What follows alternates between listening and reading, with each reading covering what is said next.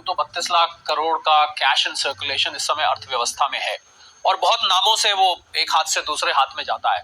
पर हम जिन दो सेक्शंस पे आज ध्यान देना चाह रहे थे, उसका नाम है सेक्शन 269 SS और 269 T। और इन सेक्शंस के अंतर्गत लक्ष्मण पेनल्टी लगती है। अगर आप कैश 20,000 से ऊपर कैश लेन देन करते हैं तो पेनल्टी लगती है। होता क्या है कि आपने किसी को लोन दे दिया, किसी ने पैसा मांगा, भाई मुझे 40,000 रुपए चाहिए, आपने कैश निकाला, घर से दे दिया, या आपने किसी के पास जमा कर दिया, ये मेरा रख लीजिए, ये मेरा डिपॉजिट समझ के रख लीजिए, जब जरूरत होगी आपसे ले लूंगा, वगैरह वगैरह। तो इनके ऊपर रिस्ट्रिक्शन है आयकर में।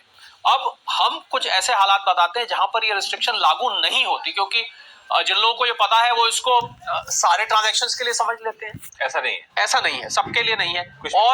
और कुछ लोग जो नहीं जानते हैं वो कुछ ऐसी जगह कर देते हैं जो नहीं करना चाहिए, तो इसलिए हम वो बता देते हैं जहां पर आप कर सकते हैं, तो इसके अलावा बाकी आप नहीं कर सकते। तो सबसे पहले एक पार्टनरशिप फर्म होती है जिसमें अक्सर देखा जाता है 2 या 3 या 4 पार्टनर हैं। तो अगर कोई पार्टनर पार्टनरशिप फर्म से 20,000 रुपए से ऊपर कैश लेता है किसी भी काम के लिए, मान लीजिए खर्च के लिए या विड्रॉ कर रहा है, तो वो इस एक्सेप्शन में गिना जाएगा, यानी कि उसके ऊपर पेनल्टी नहीं लगेगी। और एक बहुत जरूरी बात लक्ष्मण, जो कि अक्सर देखा जाता है, मैंने देखा कुछ लोग फैमिली के बाहर जा रहे थे, घर में कुछ कैश रखा होता है सभी की जरूरत के लिए, वो उठा के अपने पड़ोस में कोई रिश्तेदार रहते थे उनके यहाँ रख के चले गए, भैया रख लो, घर में सेफ नहीं है, आपके यहाँ रख के जा रहे हैं, तो कैश रख के चले गए। अब इसको बोलते हैं कस्टडी। तो अगर आप किसी की कस्टडी में, रिश्तेदार की कस्टडी में कैश रख के जा रहे हैं, तो यहाँ पर ये 269 SS और T की पेनल्टी नहीं लगी। इन दोनों हालात में आपको चिंता करने की जरूरत है। बिल्कुल, इन दोनों हालात में चिंता करने की। लेकिन आपने जब रिश्तेदार की बात की तो मुझे ध्यान आया कि कई बार रिश्तेदार में लोग आपस में भी कैश लेन देन करते हैं। बेटा ने दे दिया, दामाद ने दे दिया, बेटी ने दे दिया, या फिर उनको दे दिया पिताजी ने। तो इस तरह कैश लेन देन पर भी क्या पाबंदी है कि नहीं?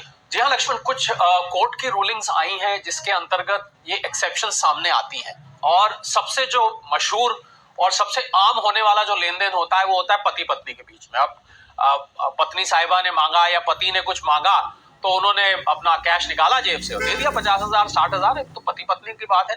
तो वहां पर ये नियम लाया, वहां मान लीजिए पति कहने लगे पत्नी से लक्ष्मण कि भाई 269 SS में पेनल्टी लग जाएगी, हम तो आपको नहीं देते, तो घर में लड़ाई खड़ी हो जाएगी। मुझे लग रहा है इनकम टैक्स ने लड़ाई से बचने के लिए ये 269 SS की एक्सेप्शन दी है। इसी तरह आपका पुत्र आपसे पैसे लेके जाता है, 20-30 हजार रुपए लेके जाता है, 20,000 से ऊपर ले जाता है, मैं अगर लिमिट की बात करूं, वहां नहीं लगेगा।